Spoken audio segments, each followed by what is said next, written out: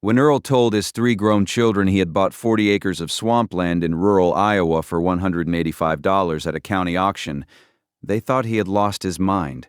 His daughter called it dementia buying. His youngest son laughed and said, "Dad, you bought a mosquito farm." Earl didn't explain himself. He didn't need to, because Earl had worked for the county surveyor's office for 35 years, and he knew something about that land that nobody else alive remembered. 3 weeks before that phone call, Earl Perkins had been sitting in the back row of the county courthouse in a folding chair that wobbled every time he shifted his weight. The room smelled like floor wax and old radiators. About 40 people were scattered across the rows, mostly farmers and a few out-of-town investors with clipboards, all waiting for the annual tax-delinquent land auction to begin. The auctioneer was a man named Gil Swanson who had been running these sales for as long as Earl could remember. Gil rattled through the first dozen parcels fast. A half-acre lot behind the gas station, 3 residential lots on the edge of town, a bankrupt grain operation north of the highway. Bidders raised their hands, numbers went up, gavels came down. Then Gil got to parcel number 17. 40 acres, section 12, township 84 north, Gil read from his sheet. Property is classified wetland, mostly standing water, delinquent on taxes since 2014. Starting bid is $185. Nobody moved. Gil looked up from his paper. $185 for 40 acres? Do I have a bid? Silence. A man in the second row turned to his neighbor and whispered something. The neighbor shook his head. "Folks, that's less than $5 an acre," Gil said. "Anybody?" Earl raised his hand. Gil looked surprised. "I have 185 from the gentleman in the back. Do I hear 200? Nobody spoke. "Sold," Gil said. $185 to Earl Perkins. A few heads turned. Earl nodded once and wrote the check right there in his seat. His hand was steady. His heart was going fast, but his hand was steady. He drove home that afternoon with the deed in the glove compartment. The house was quiet when he walked in. It had been quiet for 18 months, ever since Helen died. He still kept her reading glasses on the kitchen counter. Her garden journal was still on the table where she'd left it the last morning she was strong enough to come downstairs. Earl set the deed on the table next to the journal and looked at them side by side. Then he picked up the phone and called Carol. His daughter answered on the second ring. She lived in Des Moines and sold real estate, which meant she had opinions about land purchases. "Hey, Dad, what's going on?" "I bought some property today," Earl said. "Property? What kind of property?" 40 acres out past the old highway. Came up at the tax auction. There was a pause. Carol was good at pauses. She used them the way other people used questions. "How much?" she asked. $185. Another pause. Longer this time. "Dad, what is it? What's on this land?" "Right now? Water, mostly. Cattails. Some brush. You bought a swamp. I bought 40 acres for $185. Dad, there's a reason nobody else bid on it. $185 for 40 acres means the land is worthless. It means even at that price, nobody wanted it. I wanted it. Why?" Earl looked at Helen's journal. "I have my reasons." "Dad." Carol's voice got tight. She had Helen's voice when she was worried. "This is what I've been talking about. Mom's been gone a year and a half and you're out there alone making decisions like this. Buying swampland at a government auction. It sounds like dementia buying. That's what it sounds like." The words hung there. Earl let them hang. "I'm fine, Carol. You're 73 years old, living alone, and you just spent money on 40 acres of mosquitoes and mud. I'm worried about you. Don't be. Can you return it? Is there a cooling-off period or something?" "I don't want to return it." Carol sighed. It was the sigh she used when she knew she wasn't going to win, but wanted him to know she hadn't given up. "We're going to talk about this more. We can talk about it whenever you want," Earl said. "Won't change anything, but we can talk." After he hung up, he sat in the kitchen for a few minutes. The house ticked around him, the furnace, the refrigerator, the clock on the wall that Helen had bought at an antique store in Amana. Sounds that used to be background noise but had become the only voices in the house. Danny called 20 minutes later. Earl's youngest was 38, lived in Omaha and worked for a company that did something with computers that Earl had never fully understood.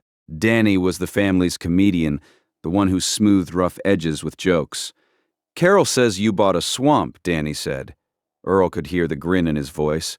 40 acres. Dad, You bought a mosquito farm. Danny laughed. $185. You couldn't even buy a decent riding mower for that. What are you going to do with 40 acres of swamp? Work it? Work it, Dad, it's underwater. Not for long.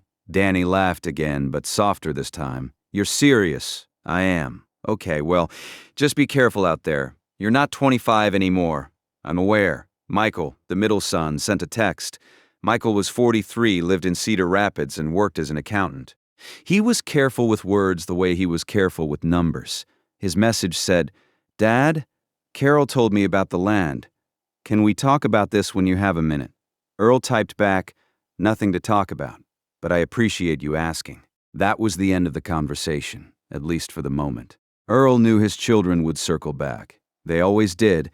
Carol would bring spreadsheets, Danny would bring jokes, Michael would bring questions that sounded neutral but were really measurements. They were good people, all three of them.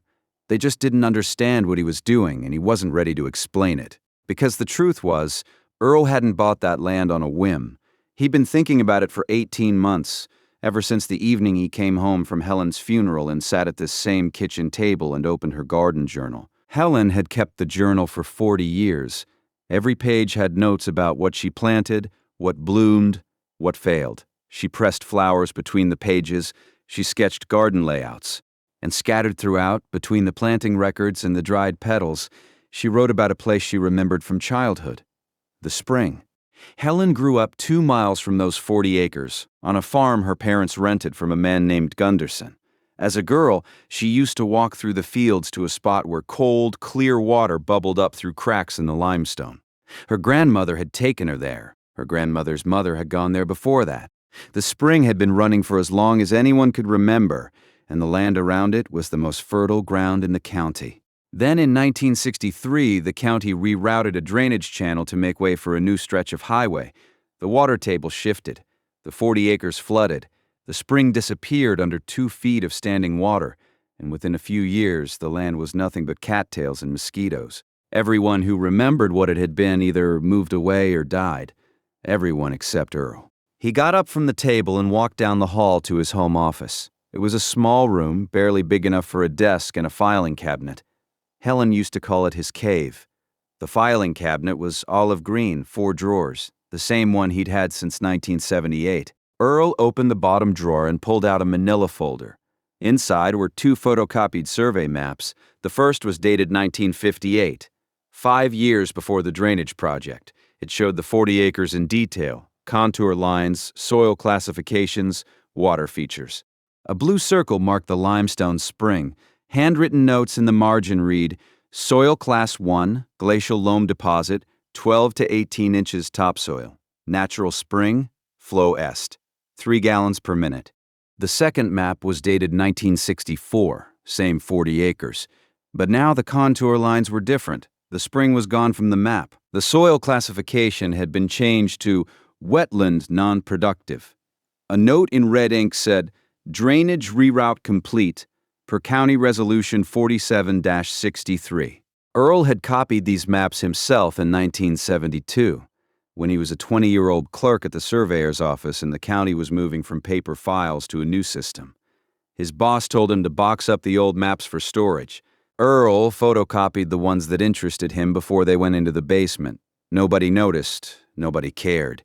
54 years later, those copies were the only record of what the land had been before the county flooded it. The originals were probably rotting in a basement somewhere, if they hadn't been thrown away entirely. Earl set the maps on his desk and studied them the way he had dozens of times before. The spring location, the soil depth, the drainage routes. He'd spent 35 years reading land, and this was the clearest story any piece of ground had ever told him. The land wasn't ruined. It was buried. The spring was still down there pushing water up through the limestone. The soil was still there, under the muck. All someone had to do was put the drainage back the way it was supposed to be, and the land would come back. Helen had known this in her way. She didn't have survey maps or soil classifications. She had memory. She had her grandmother's stories and her own barefoot afternoons at the spring, filling mason jars with cold water and carrying them home through the tall grass. Somebody flooded the prettiest 40 acres in the county, Earl, she used to say. Somebody should bring it back someday. He'd heard her say it 100 times over 52 years of marriage. On summer evenings, when they sat on the porch and looked out toward the low ground where the water stood. On winter nights, when she flipped through her journal and touched the pages where she'd written about the spring. Even near the end, in the hospital bed they set up in the living room, when her voice was barely a whisper and she held his hand and said, "Promise me you'll take care of my garden." He didn't know if she meant the garden behind the house or the one she'd been dreaming about for 50 years. Maybe both. The morning after the auction, Earl drove out to the land. It was early October, and the air had that clean edge that meant winter wasn't far off. He parked his truck on the gravel shoulder where the old highway met the section line and stepped out. The 40 acres stretched in front of him, flat and wet. Standing water reflected the gray sky. Dead cattails leaned at angles. A heron lifted off from somewhere in the middle and flew south without a sound. From the road, it looked like exactly what his children said it was. Worthless ground. A mosquito farm, the worst 40 acres in the county. Earl opened the tailgate of his truck and sat down to pull on his rubber boots. They were the same boots he'd worn for field surveys, caked with mud from 100 different properties. He tucked his pants into the tops and started walking. The water came up to his shins. The mud underneath sucked at his boots with every step. He moved slowly, reading the ground by feel the way he'd done for 35 years. Here the bottom was soft, silty. There it firmed up where gravel lay underneath. 20 yards in, the ground rose slightly and the water dropped to his ankles. He knew where he was going. The survey map was burned into his memory. He'd traced the route from the road to the spring so many times on paper that his feet knew the way even through standing water and dead brush. 50 yards from the road, he stopped. The water was shallower here, maybe 6 inches deep, and the ground underneath felt different, firmer, richer. He crouched down and pushed his hand into the muck, past the layer of dead leaves and silt, down to the soil beneath. He pulled up a fistful and held it in the gray morning light. The soil was black, not brown, not gray. Black, like coffee grounds, like the richest garden dirt you could buy at a nursery. Glacial loam, the kind that took 10,000 years to build up. The kind that could grow anything. It had been sitting under this water for 60 years, and it was still there, still perfect, still waiting. Earl squeezed the soil and watched it hold its shape. He brought it to his nose and smelled earth so alive it almost hummed. "Found you," he said. The word went out across the flat water and the dead cattails and disappeared into the October silence. There was nobody around to hear it. Nobody except maybe Helen, if she was listening from wherever she'd gone. Earl stood up, wiped his hand on his jeans, and looked out across his 40 acres. From here, standing in the middle of it with mud on his boots and black soil under his fingernails, the land didn't look worthless at all. It looked like a promise that had been waiting 60 years to be kept. He had a shovel in the truck, he had survey maps at home, he had a body that still worked mostly, even at 73, and he had something nobody else in the county had. He knew exactly what was underneath. Earl waded back to his truck, sat on the tailgate, and pulled off his boots. His knees ached. His lower back was stiff. The October air bit through his jacket. He looked at the fistful of black soil still sitting on the tailgate where he'd set it down, and he thought about Helen's journal, open on the kitchen table at home, turned to a page where she'd written in her careful handwriting, "The spring. I want to see it one more time before I die." She never did. The cancer moved too fast. By the time they found it, she had 3 months. By the end of the second month, she couldn't get out of bed. She died on a Tuesday morning in April, with Earl holding her hand and the garden journal on the nightstand beside her. 18 months later, Earl was standing in a swamp he bought for less than the cost of a good pair of boots, holding soil that nobody had touched in 60 years, and making a plan to keep a promise he should have kept a long time ago. He drove home, hung his muddy boots on the porch rail, and went inside. He sat down at the kitchen table, opened Helen's journal to the page about the spring, and laid the survey maps beside it. Then he picked up a pencil and started drawing drainage lines. Earl spent that whole evening at the kitchen table with Helen's journal and the survey maps, sketching drainage lines on graph paper until his pencil went dull. By midnight, he had a plan.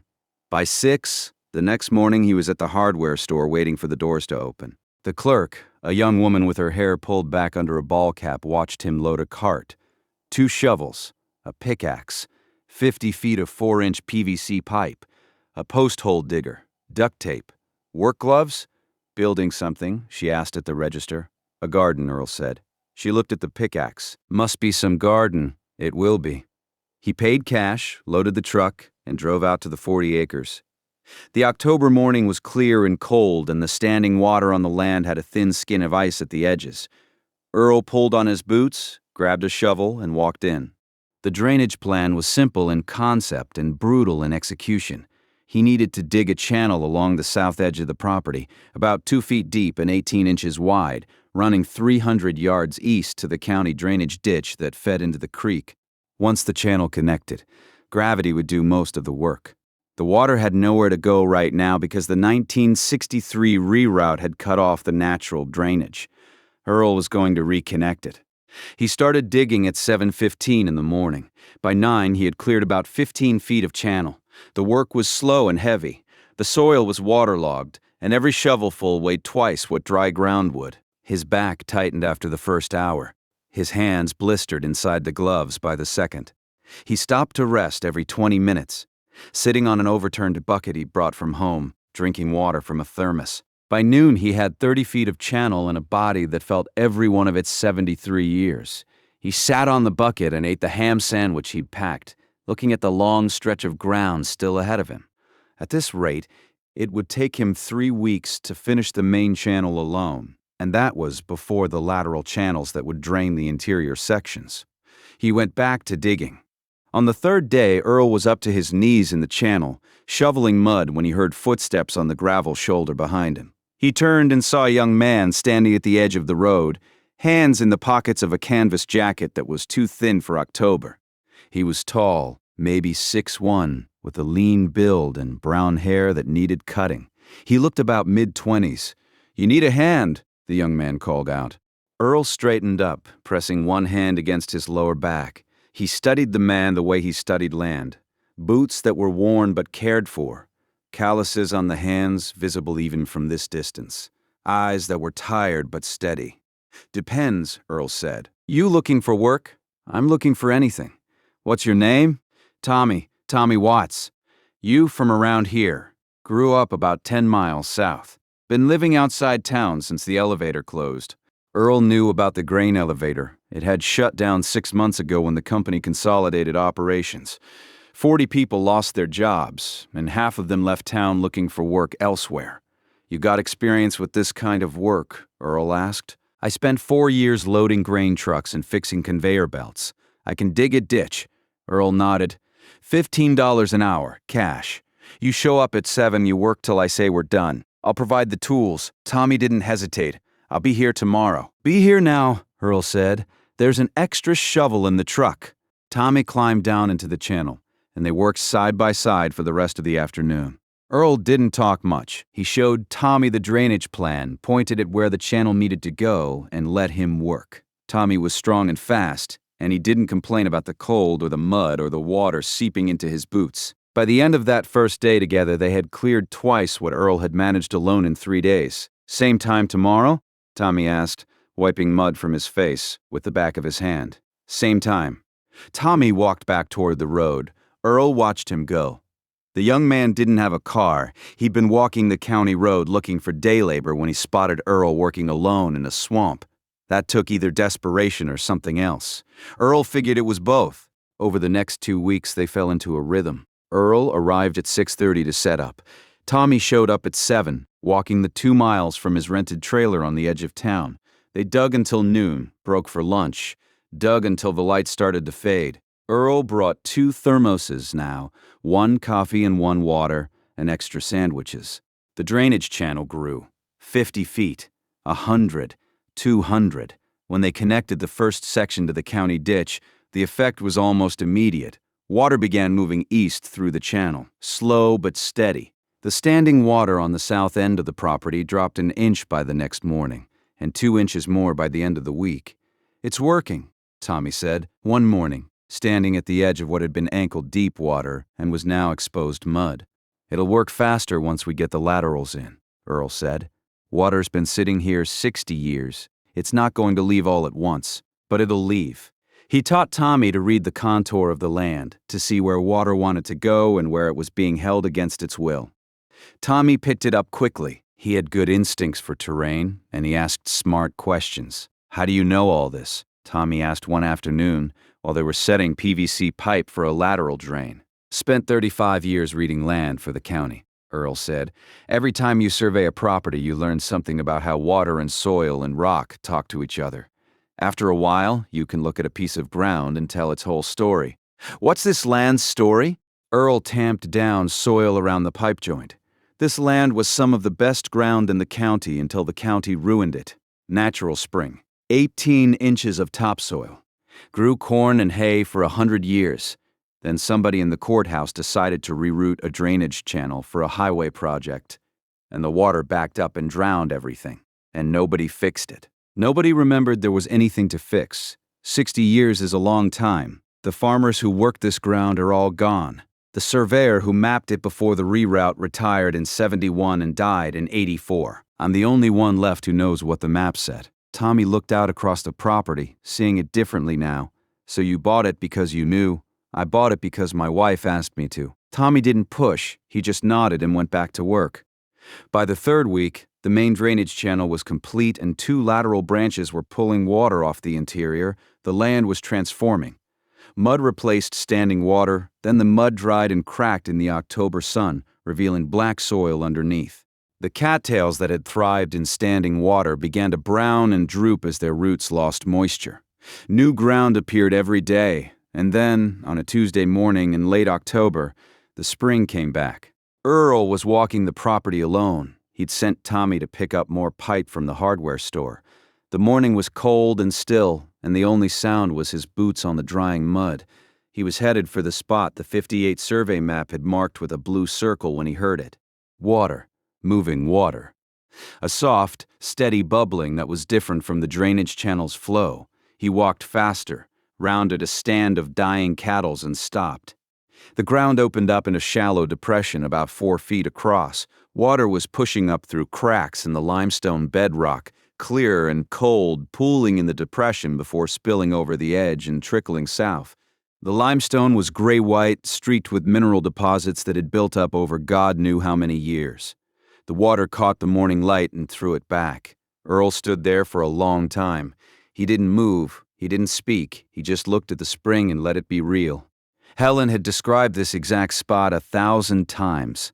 The water coming up through the rock, the mineral streaks on the limestone, the cold. She'd said the water was so cold it hurt your teeth, and that her grandmother used to fill mason jars and carry them home through the fields. He knelt down and cupped his hands in the water. It was cold enough to ache, clear enough to see every crack in the limestone beneath it. He brought his hands to his lips and drank. The water tasted clean and mineral and old, like it had been waiting underground for 60 years, patient and unchanged, and was just now coming back to the surface because someone had finally given it a path. Earl sat down on a flat stone at the edge of the spring and stayed there until Tommy came back. "Earl?" Tommy called from the truck. "I got the pipe." "Where are you?" "Over here?" Tommy picked his way across the drying mud and found Earl sitting beside the spring. He looked at the water, then at Earl, and seemed to understand that whatever he was seeing meant more than a hole in the ground with water coming out of it. "That's the spring?" Tommy asked quietly. Earl nodded. "Been under there the whole time. 60 years. It's beautiful. My wife used to play here as a girl. Her grandmother brought her. They'd fill jars with the water and walk home through the grass. Helen talked about this spring for 50 years. Tommy sat down on a rock across from Earl. "She's the reason you bought the land. She asked me to bring it back. I just took too long getting started." They sat there together for a while, listening to the water. Then Tommy stood up, picked up his shovel and said, "So what's the plan? Clear everything around the spring. Give it room to breathe. Then we start building soil beds. We're really making a garden. We're making what my wife always wanted." That evening, Earl sat at the kitchen table with Helen's journal open in front of him. He turned to a page near the middle where she'd written about the spring in her careful handwriting. Pressed between the pages was a dried aster, purple faded to brown, its petals thin and fragile. It had been there for years. He didn't know when she'd put it in, but he was careful not to let it fall. "Found your spring, Helen," he said to the empty kitchen. "Water's still cold, just like you said." The house was quiet. The clock ticked, the furnace hummed. And for the first time in 18 months, The silence didn't feel heavy. It felt like someone was listening. The next morning, Earl was back at the land when Hank Muller's truck pulled up on the road. Hank was a neighbor farmer, mid-70s, built like a fence post. He'd known Earl and Helen for 40 years. He'd been a pallbearer at Helen's funeral. Hank climbed out of his truck and walked to the edge of the property, his boots squelching in the soft ground. He stood there for a minute looking at the drainage channels, the exposed black soil, the water moving steadily toward the county ditch. "Earl Perkins," Hank said slowly. "What in the hell have you done out here?" "Come see," Earl said. He led Hank to the spring. Hank stood at the edge, hands on his hips, and stared at the edge, hands on his hips, and stared at the water bubbling up through the limestone. "I remember my father talking about a spring out here. That was before the highway project. I figured it was one of those old stories that got bigger with every telling.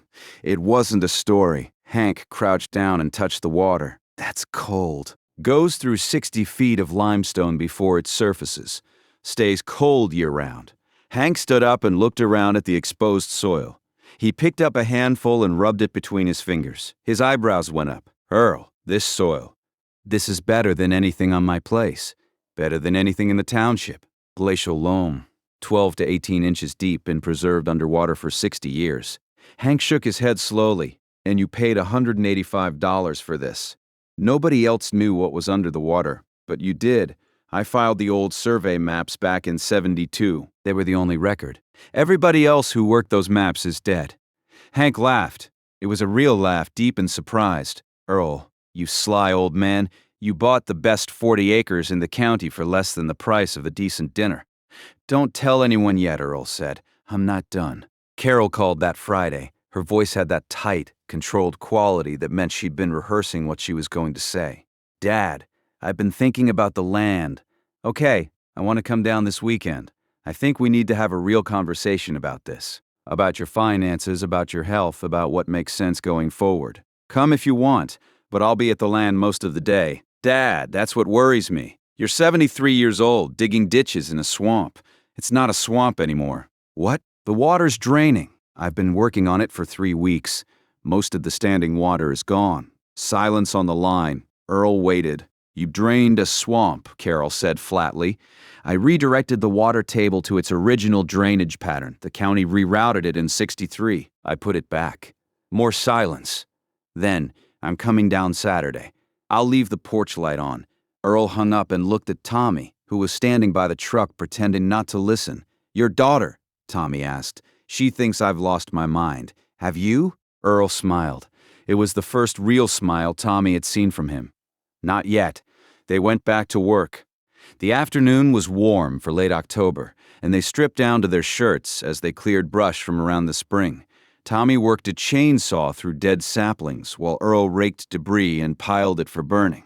The spring was emerging from its 60-year burial, the limestone shelf widening as they cleared decades of accumulated silt and vegetation. Around 4 o'clock, they stopped for water. Tommy sat on the tailgate of Earl's truck, and Earl leaned against the side. The sun was getting low, and the light turned everything amber. "Can I ask you something?" Tommy said. "Go ahead." "What happened with the elevator?" "After it closed," Tommy looked at his boots. "I had a girlfriend, Megan. We'd been together 2 years. When I lost the job, I thought she'd stick around. She didn't." Earl listened. "I've been eating ramen and peanut butter for 3 months, living in that trailer on Decker Road. Some mornings I wake up and I don't know what the point is of any of it." Earl was quiet for a moment. "You're a good worker, Tommy. That counts for more than people think. People keep telling me to move. Go to Des Moines, go to Omaha, go somewhere with jobs. But I grew up here. This is where I know. Nothing wrong with staying where you know. My dad left when I was 12. Went to Kansas City for a job and never came back. I promised myself I wouldn't do that. I wouldn't be the guy who leaves." Earl looked at him. "Then stay. There's plenty of work here." Tommy nodded. He didn't say thank you. Earl could tell he was the kind of man who felt gratitude was cheapened by saying it out loud. He'd show it instead, by showing up at 7 every morning and working until the light failed. They went back to clearing brush. The spring was fully exposed now, a natural limestone pool about 6 feet across, water flowing steady and cold. Earl had already started sketching plans for the area around it. Raised beds for vegetables, a path from the road, a bench where someone could sit and listen to the water. The late afternoon light was slanting through the bare trees when Tommy drove his shovel into the mud about 10 yards north of the spring and hit something solid. "Rock?" Earl asked. Tommy scraped away the mud with the edge of his blade. More solid surface underneath. He cleared a wider area. The surface was flat, too flat for natural stone. "Earl, come look at this." Earl walked over and crouched down. Tommy had exposed a section of worked stone, hand-cut limestone blocks, each about 8 inches wide, laid in a straight line with mortar between them. A wall. A foundation wall built by someone who knew what they were doing. Earl ran his hand along the stones. The mortar was old, crumbling at the edges, but the limestone was solid. He could feel tool marks where someone had squared the blocks by hand. "Keep going," Earl said quietly. "Careful now. Brush it clean. Don't dig into it." Tommy worked the shovel gently, peeling back layers of mud and silt. More wall appeared, a corner, a second wall running perpendicular to the first, a structure. Something had been built here right next to the spring and had been buried under water and mud for over half a century. Earl stood up slowly, his pulse steady in his ears. He looked at the emerging stone walls and then at the spring, and he knew exactly what this was. The survey maps hadn't shown a structure here, but Helen's grandmother had mentioned something once, a long time ago in a story. Helen had repeated so many times Earl could hear it in her voice. A spring house, built by Helen's family back before the county even existed. Earl told Tommy to stop digging and start brushing. They switched to hand trowels and soft brooms, clearing the mud away from the stone walls the way Earl had seen archaeologists do on television. It was slow work, painstaking, but Earl insisted whatever was under here had been buried for over 60 years, and he wasn't going to damage it with a shovel. By the end of that first afternoon, they had exposed 2 walls meeting at a right angle. The structure had been roughly 20 feet by 15 feet, built from hand-cut limestone blocks fitted together with lime mortar. The craftsmanship was solid. Someone who knew stonework had built this. The walls stood about 2 feet high, which meant the rest had either collapsed or been scavenged for building material long before the land flooded. "What was it?" Tommy asked, standing back to look at the layout. "Spring house," Earl said. "People used to build them over natural springs. The cold water kept food fresh before refrigeration. Think of it as the first walk-in cooler. Somebody built a whole stone building out here just to keep food cold. Somebody built it to serve the whole neighborhood. A spring like this, with water this cold and this clean, it would have been a community resource. Everybody within a few miles would have used it." They kept working the next morning. Tommy cleared the south wall while Earl worked along the east side, where the wall met the natural limestone shelf of the spring. The water from the spring was flowing along the base of the wall now, following its old path, as if it remembered the building that had once contained it. Around 10 o'clock, Earl's trowel scraped something different. A stone larger than the others, set deeper into the foundation at the southeast corner. A cornerstone. "Tommy, hand me that brush." Earl cleaned the surface carefully, blowing away loose dirt. The stone was about 12 inches square, and it was carved. Cut into its face, still legible after more than a century, were 2 lines. The first was a date, 1887. The second was a pair of initials, C.H. Earl sat back on his heels and stared at the carved letters. His hands were shaking, and it wasn't from the cold. "Say H," Tommy read over his shoulder. 1887. "You know who that is." Earl knew. He knew the way you know something you've been circling for years without realizing it. Helen's grandmother's stories, the spring, the family that had been here before anyone else. Helen's maiden name was Holst. "I need to go into town," Earl said. "Keep clearing the walls. Be careful with the cornerstone area."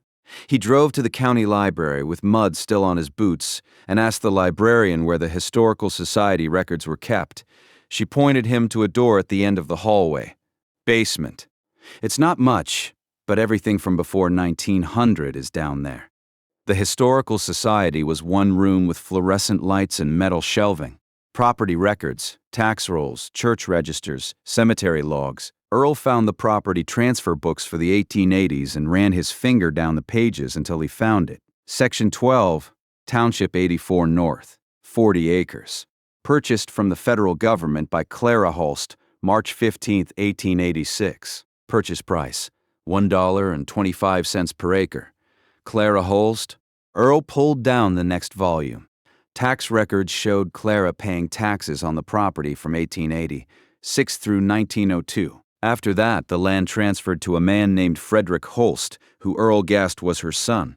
Frederick paid taxes until 1928, when the land was sold to a farmer named Dietrich, who held it until the county flooded it in '63. Clara Holst had been Helen's great-grandmother. Helen had talked about her grandmother Adeline, who was Clara's daughter. Adeline was the one who took Helen to the spring as a little girl. Adeline was the one who told the stories about cold water in mason jars and walking through the tall grass. But Helen had never known that Clara built the spring house. She'd never known her own family had owned that land. The stories had gotten thinner with each generation, the way stories do. By the time they reached Helen, all that was left was the spring itself and the memory of cold water, the name Clara Holst, the stone walls, the cornerstone with her initials. All of it had been underwater for Helen's entire life. Earl closed the record book and sat in the basement of the county library for a long time. The fluorescent light buzzed above him. A water pipe ticked in the wall. Helen had spent 50 years talking about that spring. She'd dreamed about it, written about it in her journal, asked Earl to bring it back, and the whole time the connection was deeper than she ever knew. Her own great-grandmother had built the walls that surrounded it. Her own family had carved that cornerstone.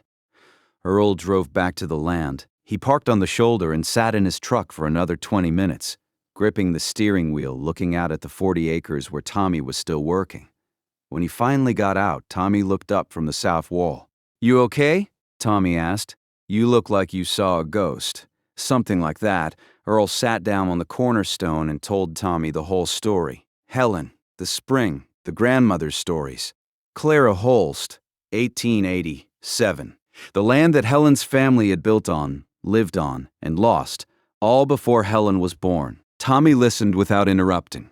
When Earl finished, Tommy was quiet for a while. "She never knew," Tommy said. "She never knew, and you didn't know either. Not until just now. I knew about the spring. I knew about the soil. That's why I bought the land. But the spring house, Clara, no. I had no idea. If you've made it this far into Earl's story, hit subscribe, because what happens next is the part I've been waiting to tell you." They went back to work. Earl was quieter than usual, and Tommy gave him space. The afternoon sun warmed the stone walls, and the spring caught the light and scattered it across the limestone. For the first time since the drainage started, the land smelled like something other than mud. It smelled like clean water and warm stone and soil waking up. They worked along the north wall, where the foundation was most intact. The wall was thicker here, almost 2 feet wide, and it formed a small alcove where the spring entered the structure. It was designed so the water would flow through the building and out the other side, keeping the interior cold even in summer. Tommy was clearing debris from the alcove when his trowel clinked against something. "Metal," he said, brushing more dirt away. It wasn't metal, it was glass. The lip of a glass jar, sealed with a flat stone and what looked like old wax or pitch.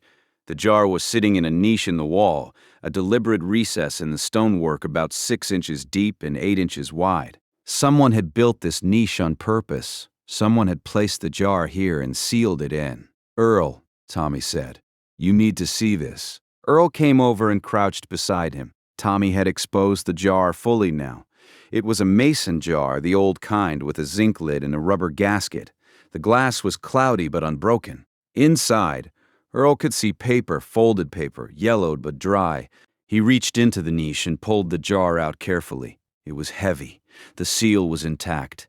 Whatever was inside had been protected from water and air for a very long time. Earl held the jar up to the light and turned it slowly. The paper inside was folded into thirds, with writing visible on the outermost fold.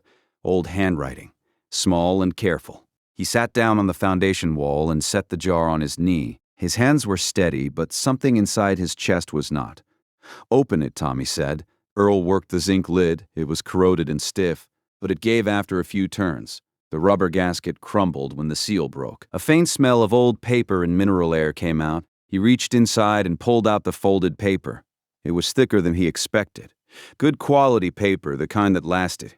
He unfolded it carefully, aware that it could tear at the creases. The letter was written in ink that had faded from black to brown. The handwriting was small, precise, and feminine. At the top, a date, September the 14th, 1887. Earl read it aloud, his voice low and steady. To whoever finds this place again, he paused. Tommy stood still. My name is Clara Holst. I built this spring house with my husband Frederick and our neighbor James Dietrich in the summer of 1887. We built it over the spring because the spring belongs to everyone, and we wanted to make sure it stayed that way. Earl's voice caught on the next line.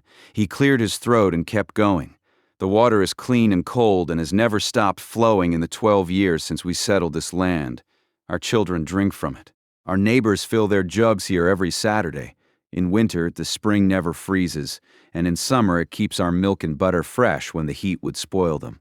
He turned the letter over. The writing continued on the back. I do not know who will read this or when. Perhaps no one ever will, and this letter will sit in its jar until the stones crumble around it. But if you are reading this, then you found the spring, and that means something brought you here for a reason. This land has been good to us. I hope it will be good to whoever comes after. Earl stopped. His hand was shaking now. He folded the letter along its original creases and held it against his chest. Tommy didn't say anything. He just stood there, hands at his sides, watching Earl hold a letter written by a woman who had been dead for more than 100 years. A woman whose great-granddaughter had spent her whole life dreaming about this exact spot without ever knowing the full story. After a few minutes, Earl put the letter back in the jar and screwed the lid on loosely. He set the jar on the cornerstone, next to the carved initials of the woman who had written it. Helen would have loved this, he said. His voice was rough. She would have. She spent 50 years talking about this spring. 50 years. And she never knew her own great-grandmother built the walls around it. She never knew Clara wrote a letter and sealed it in the stone. Earl looked at the spring, at the water still coming up through the limestone, steady and cold and ancient. I bought this land because Helen asked me to bring the spring back. I thought I was doing it for her memory. But Helen's family was here first. They built this. They put the letter in the wall for someone to find.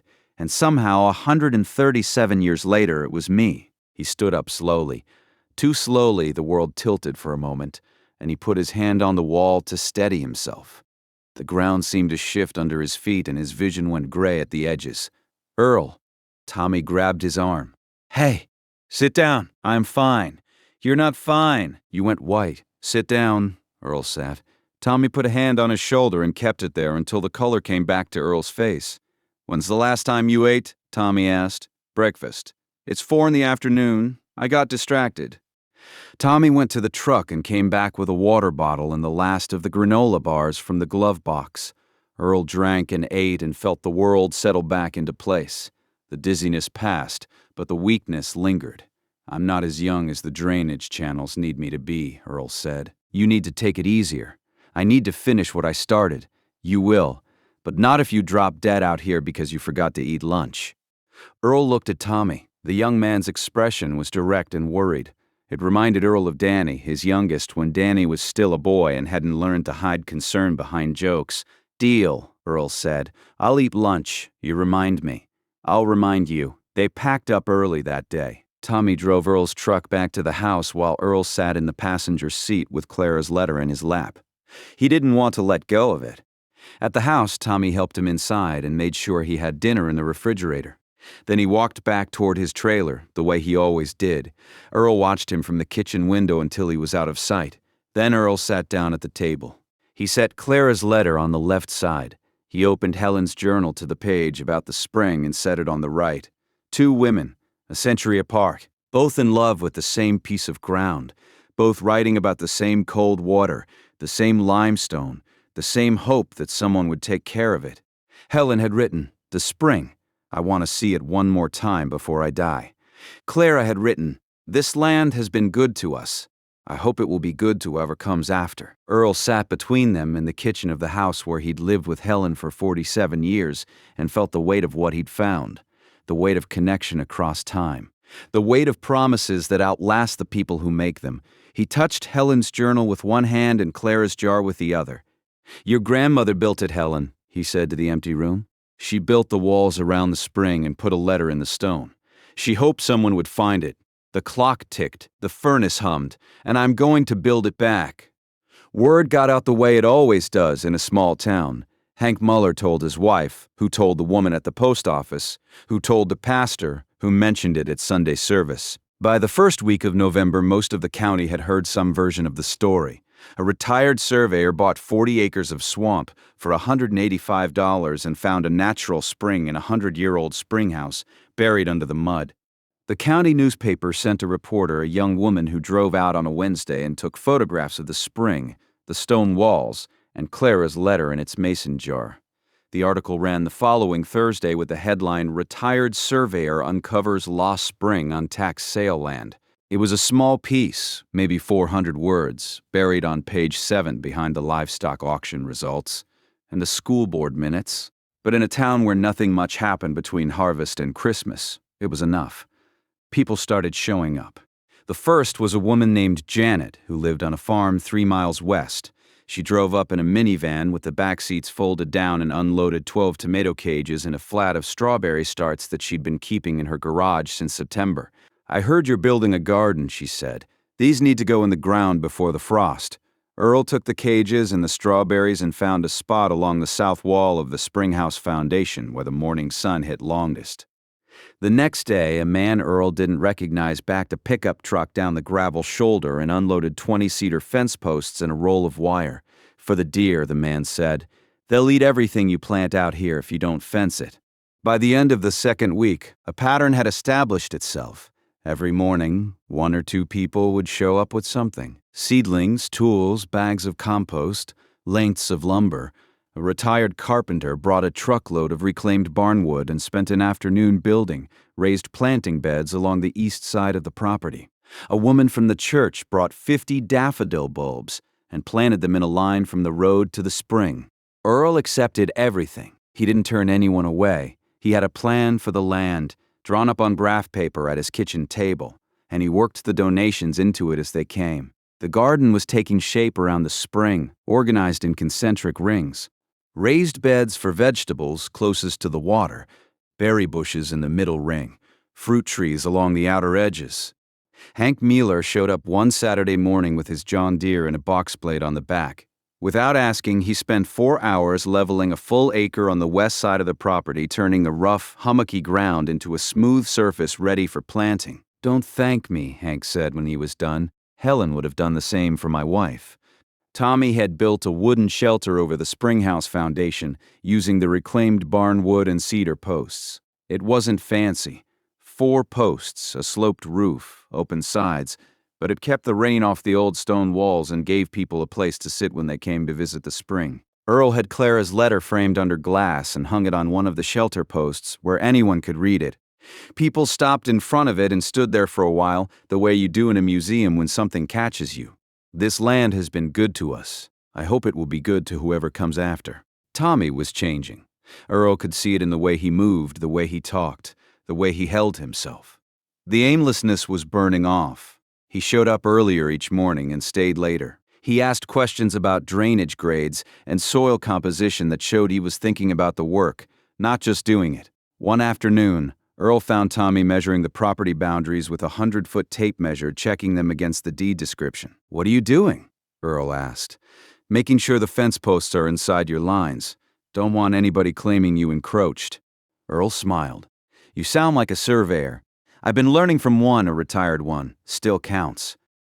Earl taught Tommy to use a hand level and a transit that he'd kept from his working days. They spent a morning setting stakes along the property boundary, and Tommy took to the work with a focus that surprised both of them.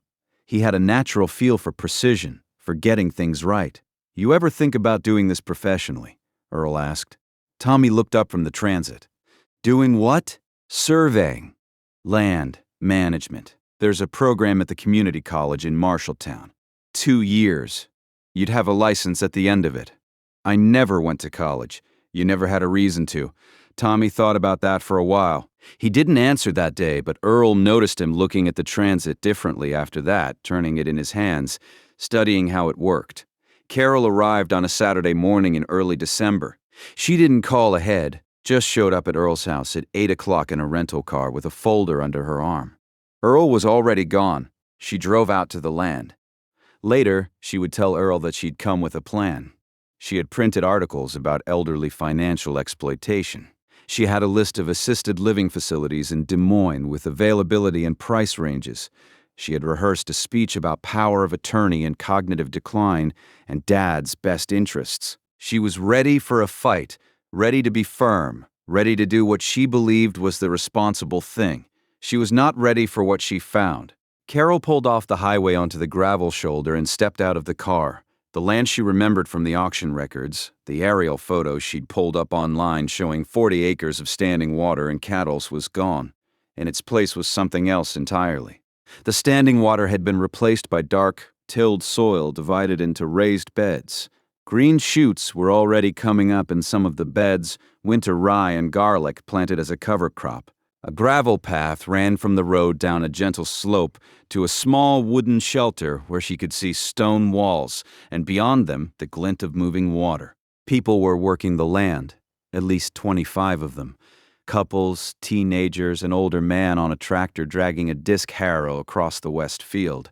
A woman with a wheelbarrow full of compost was working her way along a row of raised beds. 2 boys, maybe 10 or 11, were building a wire fence around a strawberry patch. And there, sitting on a bench under the wooden shelter next to the old stone walls, was her father.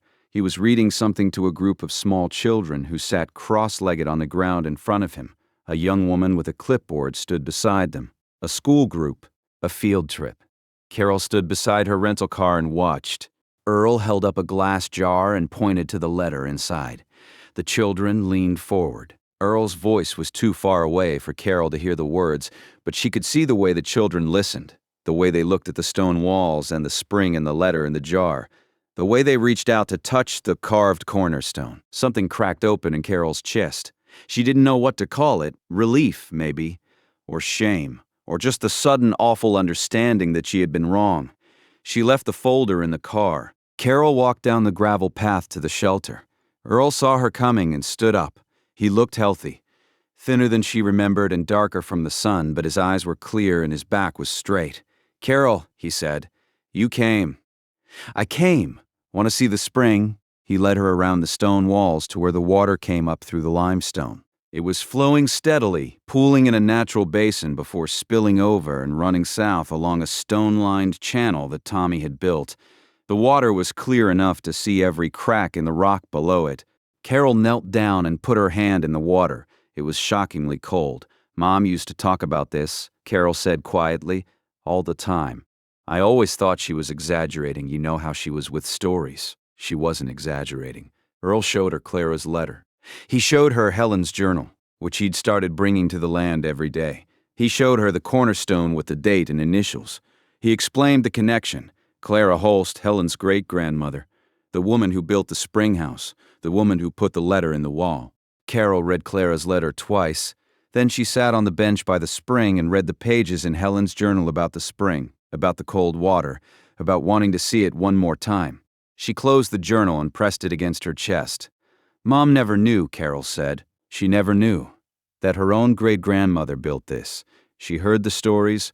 Her grandmother Adeline brought her here as a girl, before the land flooded. But the connection to Clara, the spring house, the letter, all of that was already buried by then. Carol wiped her eyes. She didn't try to hide it. That evening, they sat on the porch of Earl's house with coffee. The air was cold and the stars were out. The deep rural dark that city people forget exists. "I'm sorry, Dad," Carol said. "For what? For the things I said. Dementia buying. For treating you like you were broken. You were worried. I was scared. After Mom died, I kept waiting for you to fall apart. And then you bought a swamp, and I thought, this is it. This is how I lose him, too." Earl sipped his coffee. "You weren't going to lose me. I know that now. I watched you today with those kids, with the people working the land, with Tommy." She paused. "I thought you were losing your mind. You were keeping a promise." Earl looked out at the dark fields. "Your mother asked me to bring the spring back. It took me too long, but I got there. It's beautiful, Dad, what you've done out there. Mom would have loved it. That's the idea." Carol stayed the weekend. She weeded garden beds and carried compost and helped Tommy fix a section of fence that had come loose. When she left on Sunday afternoon, she hugged Earl for a long time on the porch. "I'll come back," she said, Every other weekend, if that's okay. It's more than okay. Danny drove down the following Saturday. He'd taken a day off work, which for Danny meant something. Michael came with him, the two brothers riding together from Cedar Rapids in Michael's sedan. Earl walked them through the property. Danny, who always had something to say, was quiet for most of the tour. He looked at the spring, the stone walls, the letter in the jar. He touched the carved cornerstone and read the date aloud. 1887, he said, almost to himself. Michael examined the raised beds, the drainage channels, the fence lines. Earl could see him calculating, measuring, organizing the information into categories the way an accountant does. But then Michael stopped himself, took his hands out of his pockets and just looked. "How did you know all this was here?" Michael asked. "I filed the old survey maps in 1972, Earl said. "Before the county went digital, I kept copies. Nobody else did. And you waited 50 years to do something about it." "I waited for the right time. The land came up at auction after the taxes went delinquent. Before that, it belonged to someone else. I couldn't buy what wasn't for sale." Michael nodded slowly. $185. Best investment I ever made. Danny had wandered off toward the spring. Earl found him sitting on the bench looking at the water. The late afternoon light was coming through the bare trees and catching the surface. "You come here every evening," Danny said. It wasn't a question. Earl sat down beside him. "Most evenings. You talk to Mom here, don't you?" Earl was quiet for a moment. "I tell her what we did that day, what's growing, who showed up.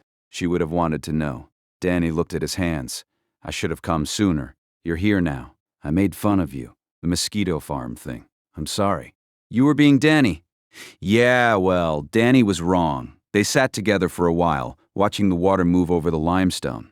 Somewhere in the distance, a crow called, and another answered. "I'm thinking about moving closer," Danny said. "There's nothing tying me to Omaha." "Not really. And Megan, she's been gone 2 years." "I'd like that," Earl said. "Don't make it weird." "I won't." Before they left, Michael pulled Earl aside.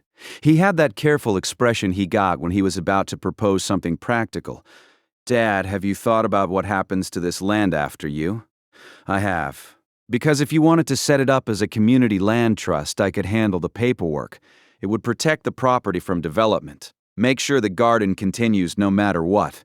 Earl studied his middle son, Michael, who showed love through spreadsheets and legal filings, who had never once said, "I'm proud of you," but had driven 3 hours on a Saturday to ask how he could help. "I'd like that," Earl said. "Set it up however you think is best. I'll have a draft to you by next week." Michael shook his hand. Danny hugged him, quick and tight and a little awkward. Then they drove away, and Earl stood in the gravel watching their taillights until they were gone. He walked back to the land in the last of the daylight. Tommy was still there, stacking lumber for a new section of raised beds. The shelter over the spring house was solid, its roof already darkening with the first touch of weather. Clara's letter hung in its frame, catching the last light. Earl stopped at the row of bare ground along the south edge where he'd been planning to plant fruit trees. He stood there and imagined what it would look like in 5 years, 10 years, apple trees in full leaf, branches heavy with fruit. Helen would have wanted apples. She used to make pies every October, 6 or 7 at a time, one for every neighbor on the road. The next morning, Earl drove to the nursery and bought 15 apple tree saplings. Honeycrisp and Cortland, varieties that did well in Iowa winters. When he got back to the land, Carol's car was in the gravel. She'd driven down from Des Moines on a weekday. Danny was there too, his Omaha plates dusty from the highway. Michael had sent a text saying he was an hour out. They planted the trees together. Carol dug the holes, working a shovel with a competence that surprised Earl. Danny carried the saplings from the truck, one under each arm, cracking jokes about the proper way to hold a baby tree. Michael arrived in time to measure the spacing between each sapling with a tape measure, making sure they were exactly 12 feet apart, because Michael couldn't help himself. Tommy filled the holes and tamped the soil. Hank Muller showed up with a truckload of mulch and spread it around the base of each tree without being asked. Earl stood back and watched his children work the land together. Carol's hands were dirty. Danny's boots were muddy. Michael had grass stains on the knees of his good pants. They were laughing about something, the three of them, and the sound carried across the field to where Earl stood by the spring. He thought about Helen, about what she would see if she could see this, her daughter, her sons, her grandchildren's father, all of them with their hands in the soil she had dreamed about for 50 years, all of them finally understanding what she had always known. Some land is worth more than what you pay for it. Some promises are worth keeping even when nobody else remembers what was promised. The apple trees leafed out in May. By late August, they had doubled in size, their branches spreading wide over the south edge of the property, still too young to bear fruit, but growing with a stubbornness that reminded Earl of Helen. The garden had exploded. Tomato plants stood chest high in the raised beds, their branches heavy with fruit turning from green to red. Sweet corn in the west field was taller than Tommy, the silk browning on the ears. Green beans climbed their poles. Zucchini sprawled across the ground between the rows. Pumpkins were just starting to orange in a patch near the fence line, their vines running in every direction like they owned the place. Earl stood at the edge of the gravel path on a Saturday morning in late August and looked at what 10 months of work had produced. The 40 acres were unrecognizable from the swamp he'd waded into the previous October. The drainage channels were hidden now, running beneath the soil and emptying quietly into the county ditch. The ground was firm and dark and productive. 80 raised beds lined the east side. A small orchard covered the south. The west field was shared plots, divided by string lines, each one tended by a different family from town. At the center of it all, the spring house stood rebuilt. Tommy and Hank and a stonemason named Jorge, who had driven over from Marshalltown, had laid new limestone on the old foundation walls, matching Clara's original construction as closely as they could. The walls were 3 feet high now, open at the top with the wooden shelter roof overhead. The spring flowed through the center of the structure exactly as Clara had designed it, in one side and out the other, keeping the stone cool. A brass plaque was mounted on the east wall. It read, "This land has been good to us. I hope it will be good to whoever comes after. Clara Holst, 1887. Beneath the plaque, in a glass case Tommy had built from an old picture frame and silicone sealant, Clara's original letter sat in its mason jar where anyone could read it. People came and went all day. The garden had its own rhythm now. Mornings were for the serious gardeners, the ones who came at dawn with their buckets and shears. Midday was quiet, the beds resting in the heat. Afternoons brought families, children running between the rows, parents picking tomatoes and filling bags they'd brought from home. Earl had posted a sign at the entrance to the gravel path. It said, "Take what you need, leave what you can." That was it. No rules about quantities, no sign-up sheets, no schedules. He'd tried to set up a more formal system in April, but people had organized themselves better than any system he could design. The garden produced more than anyone could eat, and the surplus went to the food bank in town. Tommy was different now, not just in the way he carried himself, which was straighter, more confident, but in what he talked about. He'd enrolled at the community college in Marshalltown in January, taking evening classes in land surveying and geographic information systems. Earl had written the recommendation letter on a Saturday afternoon, sitting at his kitchen table, taking more time with it than he'd taken with any letter in his life. Thomas Watts has a natural understanding of terrain, drainage, and soil mechanics, Earl had written. In 8 months of working alongside him, I have watched him develop skills that took me years to learn. He reads land the way some people read music. He just needed someone to hand him the instrument. Tommy had read the letter and gone very quiet for a long time. Then he folded it, put it in his jacket pocket, and went back to work. He didn't say thank you. He didn't need to. He showed up the next morning 30 minutes early and spent the time before Earl arrived recalibrating the transit. On the last Saturday in August, the garden held its first harvest gathering. Earl hadn't planned it as an event. He'd mentioned to Hank that it might be nice to have people come by and pick whatever was ripe, and Hank had told his wife, and his wife had told the church, and the church had told the church, and the church had told the whole town, and by 10 o'clock in the morning there were 60 or 70 people on the property. Folding tables appeared from truck beds. Women set out dishes of potato salad, baked beans, and corn casserole. Someone brought a cooler full of lemonade. A man Earl had never met was grilling burgers on a portable grill he'd set up near the fence. Children chased each other through the orchard, their shouts carrying across the flat Iowa ground. Carol was there. She'd driven down the night before and slept in her old bedroom at Earl's house. She'd started coming every other weekend in January, and by spring she'd claimed a garden plot of her own. Basil, peppers, and marigolds. She said the marigolds were for pest control, but Earl knew she just liked how they looked. She'd brought her 2 children, Earl's grandchildren. Sophie was 9, and Nathan was 7, and they had spent every visit since April running wild through the garden. Sophie had appointed herself the official guardian of the strawberry patch and took the job seriously. Nathan was Tommy's shadow, following him around with a small shovel and asking questions about everything. Danny was there too. He'd moved to a rented farmhouse 20 minutes from Earl's place in March. He said it was for the quiet. Earl knew it was for him. Danny had started helping at the garden on weekends, and he turned out to be better with his hands than anyone expected. He built the benches that now lined the path to the spring. He repaired the fence when deer pushed through it in June. He hung the lights that were strung from pole to pole along the main path, the lights that made the garden glow on summer evenings. Danny hadn't found a new tech job. He was doing freelance work from his kitchen table, making less money than before, and seemed happier than Earl had seen him in years. Michael had filed the community land trust paperwork in February. The 40 acres were now legally protected from development, sale, or subdivision in perpetuity. The trust document named Earl as steward for his lifetime, then Tommy as successor steward, then a board of community members. Michael had structured it so that even if every person involved moved away, the land couldn't be touched. Nobody can build on it. Michael told Earl when he presented the final documents. Nobody can sell it.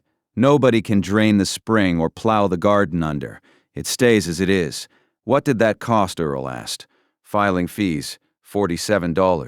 $185 for the land, $47 for the trust, $232 total to protect 40 acres forever. Michael smiled. It was a rare thing, Michael smiling, and it transformed his face into something that looked exactly like Helen. Best deal in the county. Around noon, someone asked Earl to say a few words. He didn't want to. He'd never been a speaker. Helen was the one who could talk to a room. Earl was the one who measured things and wrote numbers on maps. But people were looking at him, and the garden was full, and it seemed like the right thing to do. He stood by the spring house, next to Clara's letter in its glass case. Tommy stood to his left. Carol, Danny, and Michael stood to his right. Behind them, the garden stretched green and heavy with fruit, and the apple trees rustled in the warm breeze. "I'm not much for speeches," Earl said, "so I'll keep this short." The crowd went quiet. My wife, Helen, grew up 2 miles from here. She used to come to this spring as a little girl with her grandmother. She told me about it the week we met, and she kept telling me about it for 52 years. She said somebody should bring it back. He paused. The spring gurgled softly behind him. When I bought this land last October, people said I'd lost my mind. My own children thought so. A small ripple of laughter. Carol shook her head with a half smile. Danny raised his hand and said, "Guilty." They weren't wrong to worry. A 73-year-old man buying 40 acres of swamp for $185. That does sound crazy. But I knew something about this land that nobody else remembered. I knew what was underneath. He looked at the garden, at the faces, at the spring. Some things are worth more than what you pay for them. I paid $185 for this land. What it gave back, I couldn't put a price on. It gave me my wife's spring. It gave me Clara's letter. It gave me a reason to get out of bed in the morning when I wasn't sure I had one. His voice got rough. He cleared his throat. And it gave me all of you. So thank you for the seedlings and the fence posts and the Saturday mornings. Helen would have loved every minute of this. I know that for a fact because this is exactly what she always wanted. Earl stepped back. People clapped. Someone whistled. Carol was crying and she didn't care who saw. The afternoon stretched into evening. People ate and talked and walked the garden. Children fell asleep on blankets spread under the apple trees. The lights Tommy and Danny had strung along the path came on as the sky darkened, turning the garden into something that looked like a painting. One by one, families loaded their cars and headed home. Tommy stacked the folding tables and carried them to the barn. Danny picked up trash. Carol wrapped leftover food and put it in Earl's truck. Michael collected the chairs. By 8 o'clock, the garden was empty except for Earl. Everyone had left, the night was warm and still, and the stars were coming out one by one the way they do in rural Iowa. With no city lights to compete with, Earl walked the path to the spring. His steps were slower than they'd been in October. His back bothered him more than it used to, and his knees talked to him on cold mornings. but his eyes were clear and his mind was sharp, and the path was one he could walk in his sleep. At the spring house, he found Tommy.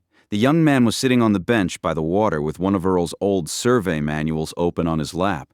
He was reading by the light from his phone, and he looked up when Earl's boots crunched on the gravel. "Thought you went home," Earl said. "Wanted to finish this chapter. It's about cadastral surveys, the way they divided the original public domain into sections and townships. That's how this land got its legal description. Section 12, Township 84 North. I know, I looked it up." Tommy held up the book. "This stuff is fascinating, Earl. The whole country was measured out by guys with chains and compasses, walking through wilderness. Every property line in Iowa traces back to those original surveys." Earl sat down beside him. "When I started at the county office in 1969, there was an old surveyor named Don Barclay who'd been doing the job since the 40s. He told me something on my first day that I never forgot. He said, 'The land was here before us, and it'll be here after. Our job is just to write down what we see so the next person knows what they've got.'" Tommy closed the book. "That's what Clara did, isn't it? With the letter, she was writing down what she saw so the next person would know. I never thought of it that way. But yes, that's exactly what she did."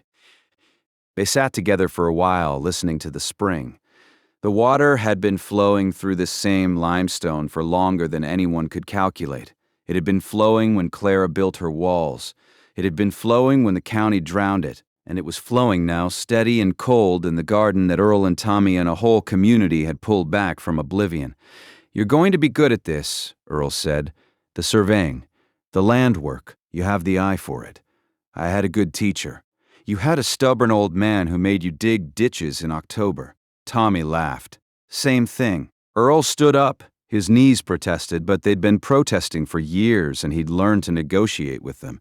He picked up Helen's garden journal from the bench where he'd set it that morning and tucked it under his arm. "Good night, Tommy." "Night, Earl. See you Monday. You'll see me tomorrow. Those tomatoes aren't going to pick themselves." Earl walked back along the path. The string lights swayed in a breeze he could barely feel. The garden was dark, except for those lights and the stars, and the air smelled like warm soil and ripe tomatoes and cut grass. It was the best smell in the world as far as Earl was concerned. It smelled like something growing. At the end of the path, where the gravel met the road, he turned around and looked back. The spring house was a soft shape in the darkness. The garden beds stretched in their rows. The apple trees stood in their line along the south edge, small but determined, reaching for something they wouldn't catch for years. He opened Helen's journal. The pressed aster was still there, tucked between the pages about the spring. Purple faded to brown, its petals thin enough to see through. He didn't know when she had pressed it, but it had been there for years, holding its place. Earl touched the flower gently with his thumb. Then he looked up at the land, his land, Helen's land, Clara's land, 40 acres that nobody wanted, that everybody laughed at, that turned out to be worth more than anyone could have imagined. "I found it, Helen," he said quietly, "just like you said." The prettiest 40 acres in the county. The spring flowed. The garden held its breath in the summer darkness. Somewhere out there, on the bench by the water, Tommy turned a page and kept reading. And across the flat Iowa night, the sound of the spring carried like a heartbeat, steady and old and patient, the way it had carried for 100 years before Earl and the way it would carry for 100 years after. Some promises take a lifetime to keep. But the best ones are worth every year you spend getting there.